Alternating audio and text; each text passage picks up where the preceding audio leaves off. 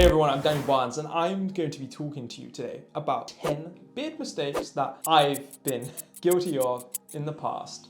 And I imagine some people watching this video are probably guilty of doing some of these. But if you want to grow the best looking, fullest, meanest beard, just avoiding doing these 10 things is a really good way to get something really amazing. The centerpiece of any beard is the mustache. The mustache is the most important piece of the beard puzzle, I promise you. Just look at any guy that has a super trimmed back mustache but a giant beard. Something just looks kind of off. And I think it's proportions. When you have a full beard, having a nice thick full mustache is a really good way to help center the beard. It's all about getting that shape of the beard, and a mustache is just the perfect complement to a thick, full, healthy looking beard.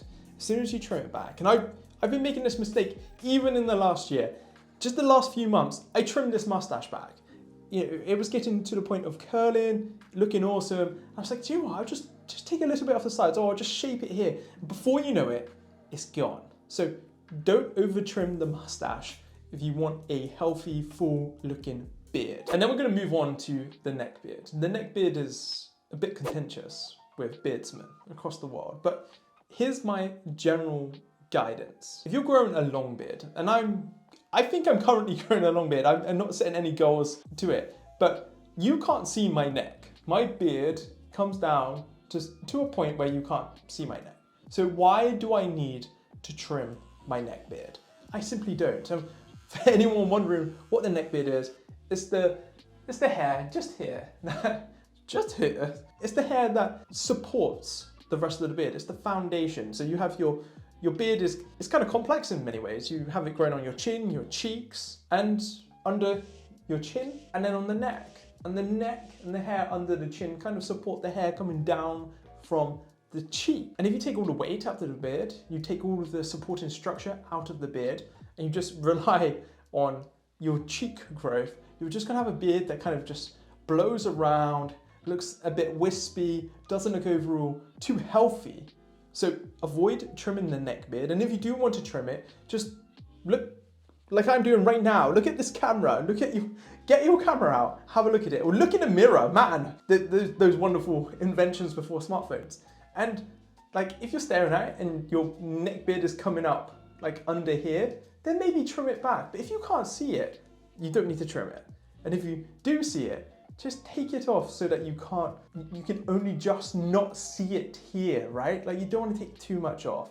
Typically, if you have a shorter beard, sort of a finger or two above your Adam's apple is a really good guidance point as well. And then a slight contrast, the opposite to this is your cheek line. So my cheek line would go up to sort of my eyeballs. So I kind of have like this triangular growth that comes up on my cheeks. And I could let it grow out. I just think it looks a little bit less kept. I like to look slightly groomed, slightly messy. That's kind of the vibe that I like. But for many guys, they want some sort of line or curve that is high up on their cheek for their beard. Too many guys go low, and as soon as you go low, it gives like a slightly odd shape to the beard.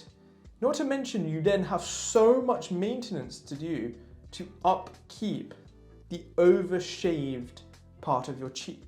So a fairly healthy line, you can kind of go from the top of your sideburns to the corner of your mouth or to the edge of your mustache, and then have some sort of straight or curved line. My beard line is naturally curved. Some guys will have way more straightness to their beard line now. And maybe I should just come clean in that I am horrendous at trimming that line. Letting your sideburns get too big, too bushy, too crazy is a fundamental mistake. So you can trim those pretty simply with scissors. Just use a comb, brush the sideburn to the side and trim off any of the excess hair, or use a trimmer with a guard and gently fade it into your hair. What I've noticed with growing out my hair and beard at the same time is that I had double sideburns. So I've really tried to prevent that happening by trimming back that area and fading it in nicely. So definitely avoid bushy or double sideburns. Now this area of the beard just here,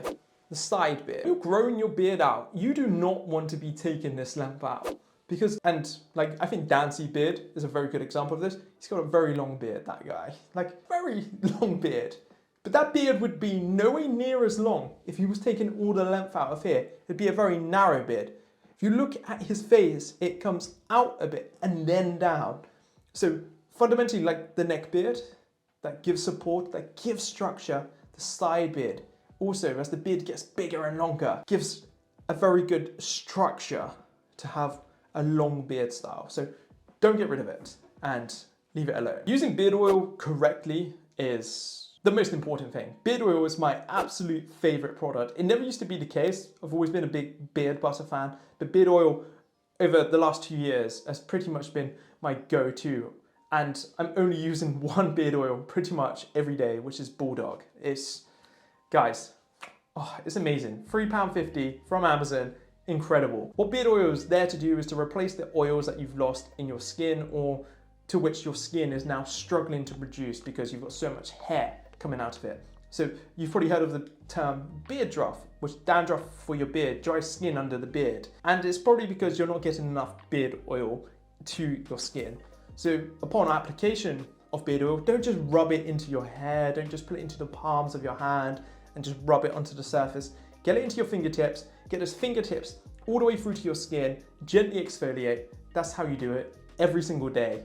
And beard druff will be a thing of the past. I really suffer from dry skin, just one of those things, right? And beard oil is the only thing that really does stop it from happening. And then brushing the beard or combing the beard, depending on the length. Make sure you get yourself a decent brush. I use one of the Kent combs, I really like them. I have a ball bristle brush that I quite enjoy to spread some product around. But brushing your beard, getting those tangles and knots out of it is so important for a healthy looking beard. You don't want to use a cheap, crappy plastic comb that just adds loads of static, rips all your hair out. It will just wipe out your beard and any of those new hairs will just get torn out, especially those real long ones that you've got. So invest in a good comb, good brush, use it daily. Just think of it as a bit of therapy as you do it. It will change the makeup of your beard forever. Drying the beard is equally important. For any guys that suffer with dry skin, beard oil will do 90% of the work. But if you can dry your beard using a hairdryer, like this isn't unmanly to use a hairdryer, okay? Get that hairdryer on a medium to low setting, get that heat onto the skin, make sure that skin is all nice and dry because sometimes a towel simply won't get to those areas, and apply your beard oil to a slightly moist beard and then dry it. It's a really good way to keep the beard dry, but then to keep the skin in the best condition possible, because I know guys that trim or shave their beards because they've had enough, because it's itchy, the skin gets dry, it breaks, and it's just a bit of a uncomfortable process. You can avoid that. Over trimming is a big issue. Guys see flyaway hairs, get the scissors out, trim it, get the razor out, do it, make mistakes along the way, or they're just trying to keep some sort of shape to the beard and trimming it every other day, every week. It's just not a good way to do this. I trim the beard like once every 3 months. I do the cheekline way more often. I just done a trim around the area, just this bit of the beard, just to fade it in slightly, quite gently. And I won't need to do anything until the height of summer now. It's great. You don't need to do it very often. Rely on beard styling products like beard balms, even butters can do the job, and mustache waxes. They are what's going to give you style, but a decent beard balm, work it into the beard, comb it if you need to. I typically don't. Maybe use a ball bristle brush just to push some of the flyaways down. Run a hairdryer on a cool setting if you want to, you don't need to, and that's going to do enough to style the beard. Don't need to trim it all the time. And then the last one, washing the beard. Regular shampoo, way too destructive, takes way too much oil out of your skin, absolutely leaves the beard and the skin just feeling raw and dry. Just invest in a decent beard shampoo. I've been really enjoying Bulldog's range in the UK of their beard shampoo and conditioner. It's dirt cheap, it's really nice, smells fairly good, and gives the beard a really good wash. And I do that like once every week and a half. That's it. I wash the beard every day with water. So there are the 10 beard mistakes that I would avoid to have a very healthy beard, my friends. It's good to be back. It's good to be talking beards. And I will see you very soon. Goodbye.